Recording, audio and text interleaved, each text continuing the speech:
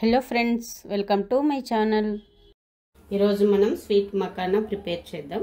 దీని కొరకు ముందుగా స్టవ్ ఆన్ చేసి స్టవ్ పైన ఒక కడాయి పెట్టి అది వేడెక్కనివ్వాలి. కడాయి వేడెక్కాక 2.5 కప్స్ వరకు మకానా తీసుకో. ఇప్పుడు ఫ్లేమ్ని సిమ్ మీద పెట్టి వీటిని వేయించాలి. మాడకుండా వేయించాలి, అందుకే ఫ్లేమ్ని సిమ్ మీదనే పెట్టాలి. వేగడానికి 3 to 5 minutes పడుతుంది. కొద్దిగా కలర్ చేంజ్ అవుతుంది వేగగానే. అలాగే ఇలా అంటే వెంటనే ఇట్లా విరిగిపోవాలి. ఇలా అనగానే అప్పటి వరకు వేయించాలి.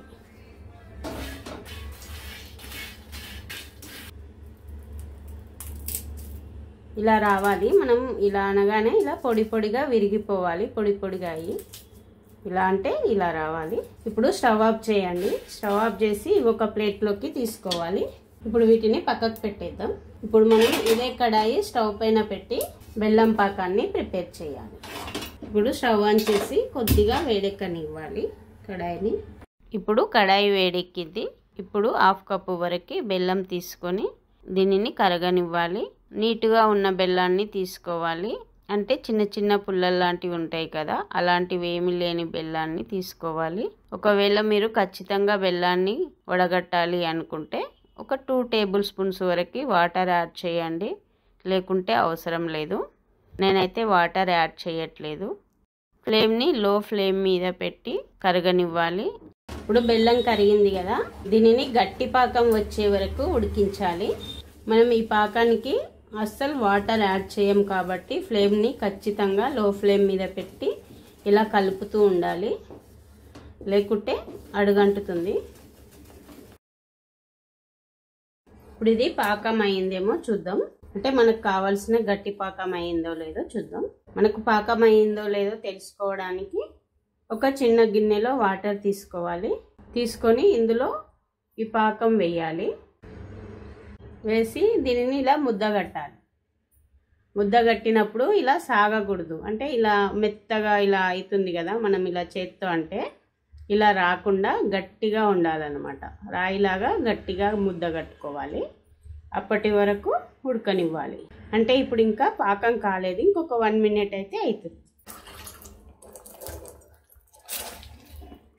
ఇప్పుడు మనకు కావాల్సిన గట్టి పాకం అయ్యిందేమో చూద్దాం. ఇలా వేయగానే ఇలా గట్టిగా కావాలి.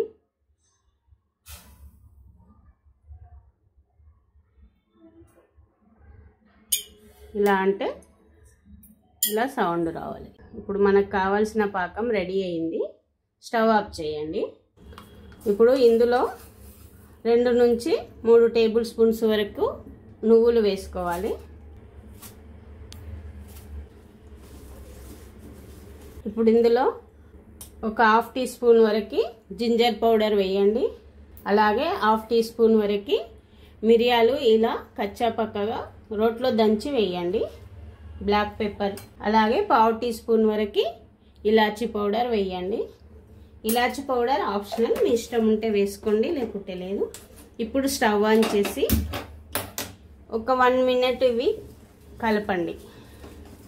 అంటే ఫ్లేమ్ని సిమ్ మీద పెట్టి కలపండి. ఇప్పుడు మనం వేయించి పెట్టిన మకానా ఉంది కదా, అది వేయాలి. ఇప్పుడు స్టవ్ ఆఫ్ చేసి ఈ సిరప్లో ఈ మకానా మొత్తం కలిసేటట్టు కలపాలి. ఈ మకానా, నువ్వులు ఇవన్నీ కలిసిపోయేటట్టు కలపాలి.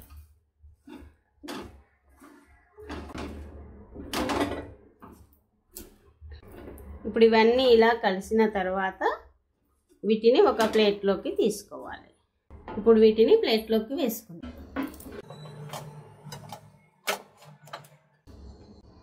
ఇప్పుడు వీటిని ప్లేట్ నిండా అని కొద్దిగా చల్లారగానే ఒక్కొక్కటి విడివిడిగా అయ్యేటట్టు చేయాలి.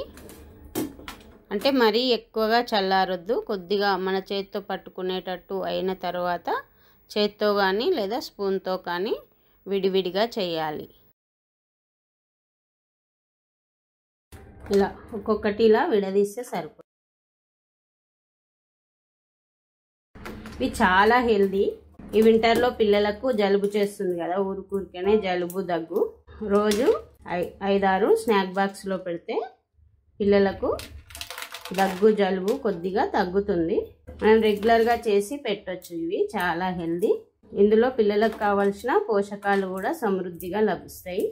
మీకు ఈ రెసిపీ కనుక నచ్చితే ఒక లైక్ చేసి నా ఛానల్ని సబ్స్క్రైబ్ చేయడం మర్చిపోకండి. ఇంగ్రీడియంట్స్ డిస్క్రిప్షన్లో ఉంటాయండి. Thanks for watching.